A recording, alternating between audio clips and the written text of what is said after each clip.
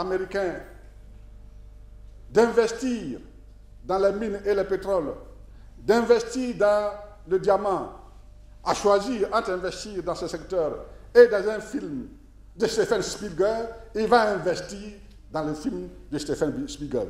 S'il a $1 milliard à investir entre l'industrie du cinéma, plutôt des mines et le pétrole, et investir le même $1 milliard dans le cinéma, un film de Steven Spielberg, il va l'investir dans le film de Steven Spielberg. Parce que le cinéma rapporte mieux que le pétrole et le diamant.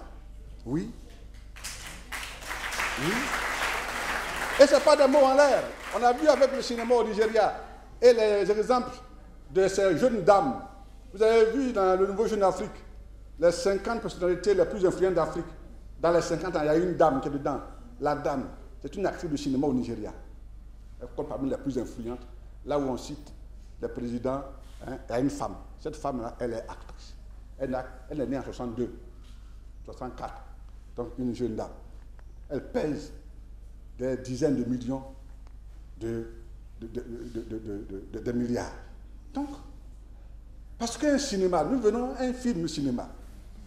Vous mettez 1 million dans du diamant ou 1 million, bon, je choisis un montant tout à fait qu'on peut comprendre, mais le diamant, 1 million, c'est encore tout petit. Le diamant va vous rapporter peut-être 5 fois plus. L'or va rapporter peut-être 3 fois plus. Mais dans combien de temps? Si vous devez investir dans une mine de diamant ou dans une mine d'or, il faut mettre 1 an, 3, 4, 5, 6 ans pour pouvoir sortir les premières pépites d'or ou de diamant et mettre encore. Mais un film dans lequel vous mettez cette somme qui est réalisée en 1 an, qui a du succès, en 1 an, en 2 ans, vous avez amorti, vous avez multiplié votre argent, peut-être par 100. Pourquoi on peut gagner autant dans le cinéma? Parce que le cinéma, vous prenez un film américain, quand il sort aux États-Unis, il est dans le monde entier. N'est-ce pas? Il est dans le monde entier. Le film sort en version originale en anglais, mais il va être, comment on appelle votre expression, votre mot là? Doublé. Il va être doublé en anglais, il va être doublé en français, il va être doublé en chinois, il va être doublé dans toutes les langues du monde. Le même film. Et il va parcourir le monde entier. Le film va être regardé par des dizaines de millions de gens. Quand on a regardé, vous êtes encore plus jeune, les élèves, il y a au moins 10 ans, ou 12 ou 14, Titanic. Vous venez de regarder ça maintenant, non? Vous voyez, Titanic est sorti, il y en a qui n'étaient pas nés, vous. Mais, et pourtant, vous l'avez regardé, n'est-ce pas? Vous avez été touché, non? Mais vous imaginez, il y a 14, 15 ans, quand le film sortait, le monde entier l'a regardé. Et vous continuez de regarder le même film aujourd'hui. Vous voyez l'œuvre d'art. Ça peut durer. Il y a des films qui ont été produits dès le début du cinéma, des œuvres littéraires qui ont été transmises, qui ont été traduites en cinéma, comme Autant en apporte le vent, qui était un chef-d'œuvre de l'humanité du 19e siècle et qui a été porté au cinéma dès le début du 20e siècle et qui a été un succès mondial. Mais Autant en apporte le vent continue de tourner dans le monde. 2 siècles après. Vous voyez? Pourquoi Akechi Delta du Gressi mérite d'être plus riches? Elles le sont déjà. Même si elles ne sont pas financièrement, elles le sont par leur cœur et par les messages qu'elles donnent à travers leurs œuvres. Donc, mais pour que le cinéma rapporte, il faut un environnement. Un environnement, et l'État de Côte d'Ivoire a décidé de le créer. L'État l'a créé à travers une structure qui est appelée Office national du cinéma. Au niveau du ministère de la Culture, nous avons une direction du cinéma. Nous avons des personnels au quotidien dédiés au cinéma. Nous avons un fonds qui doit soutenir le cinéma. Donc, nous avons démarré. Et les premiers résultats n'ont pas attendu. Nous avons, aujourd'hui un film qui est à la Coupe du monde du cinéma. Cannes est là, la Coupe du monde du cinéma. Chaque fois qu'on parle de Cannes, sachez que ce sont les meilleurs films du monde qui sont sélectionnés à Cannes. Et nous avons un film ivoirien, 29 ans après, Désiré Carré, qui a fait un film qui s'appelle Visage de femme, nous avons un autre film ivoirien qui est sélectionné à Cannes, 29 ans après. Ça n'arrive pas toujours dans la vie d'un ministre d'avoir un film qui va à Cannes. Mais ce film, Cannes, nous l'avons voulu. Nous l'avons voulu pour nous, pour le cinéma, pour que nous puissions avoir plus de moyens pour le cinéma. Il nous fallait être à Cannes. Et il y a 2 ans, j'étais allé pour soutenir ce film à la demande du directeur général de l'ONACSI, Feu Kitia Touré, à qui notre frère Frédéric Cramo a succédé, à l'invitation de notre conseiller culturel à l'ambassade de France et de Côte d'Ivoire en France, Mme Kadi Diallo, qui ont attiré mon attention sur un jeune cinéaste dynamique et compétent et plein d'espoir pour la Côte d'Ivoire. Ses collaborateurs m'ont dit, monsieur le ministre, pour ce que vous avez envie de faire pour le cinéma, il vous faut appuyer fortement ce jeune homme, parce que s'il a l'appui de son État, il va aller loin. Parce que ce qui manque souvent à nos talents, c'est l'appui de leur pays. Même quand le pays apporte une modeste contribution financière, mais l'appui institutionnel, savoir que l'État est derrière, son gouvernement est derrière, ça mobilise plus d'argent. Savoir que le pays de l'artiste est engagé derrière l'artiste. Donc je me suis déplacé, on n'avait pas de film au programme, mais je suis allé pour ce film, pour dire à toute l'intelligentsia, l'OIF, les autorités qui gèrent le cinéma du monde à Cannes, que ce film qui est en préparation d'un jeune cinéaste ivoirien, il est à sa première grande œuvre. Il y en a d'autres, mais nous sommes derrière. J'ai fait des conférences et j'ai dit, le ministère de la Culture, le gouvernement de Côte d'Ivoire est derrière ce film et nous allons apporter notre appui financier. Et ce que nous avons fait. Et ce film, le fait, il était d'abord un film de qualité, le scénario. Le scénario, et Akafo Bertin l'a dit, c'est le scénariste qui donne le film, qui fait parler une œuvre. Il n'a pas dit, il est modeste, mais vous savez, notre dernier film qui a eu le Grand Prix de l'Étalon d'Or au FESPACO, 1993, ça fait 21 ans, c'est Au nom du Christ. Au nom du Christ, de Nyoan Bala, et il était un des scénaristes avec Jean-Marie Diafi. Merci à Kafou pour ce que tu fais et merci pour ta discrétion. Donc, ce jeune cinéaste qui s'appelle Philippe Lacotte avait un bon scénario et nous sommes allés dire, ce scénario, nous le soutenons.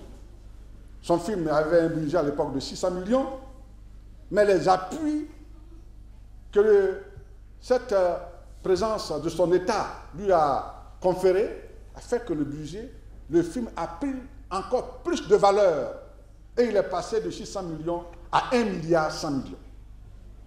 1 milliard 100 millions. Là où la Côte d'Ivoire n'a donné que 100 millions, c'est-à-dire à peine 8%. Et ce film, aujourd'hui, est à Cannes. Sur 1000 films présentés, 40 ont été retenus pour passer à Cannes, et dans ces 40, il y a un film ivoirien. Voyez-vous, c'est donc un résultat important. Et nous avons dit devant le Premier ministre, lors du lancement de la journée de l'année du cinéma, que la Côte d'Ivoire voulait être à Cannes, mais encore plus, nous allons remporter le futur Grand Prix du cinéma, les talons de Yenega à Ouagadougou. Je l'ai dit devant le Premier ministre et nous avons gagné ce prix-là. Nous allons le gagner parce que, en plus de ce film qui va à Cannes, nous avons d'autres grands films. Nous avons d'autres sujets que nous avons validés.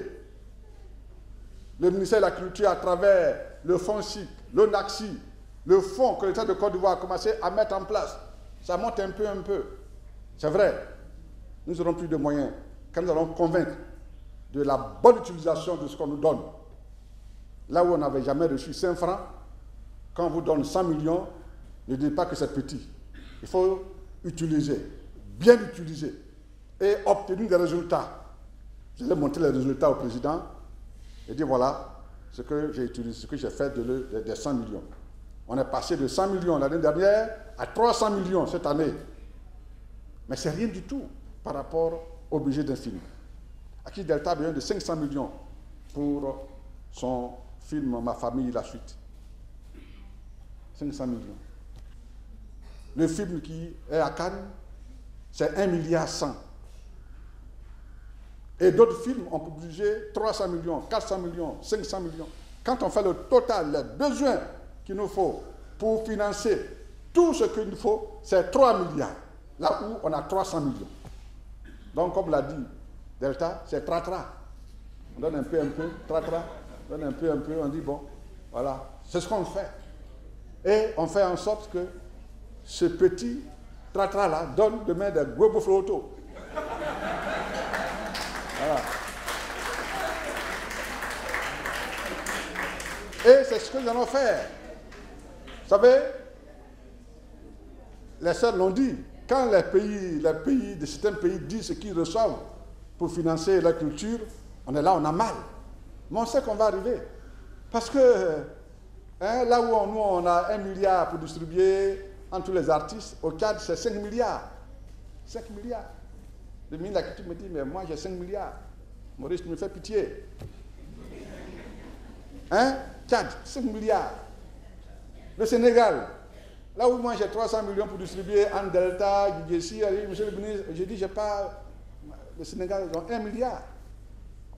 C'est la volonté. Mais cette volonté est là aujourd'hui.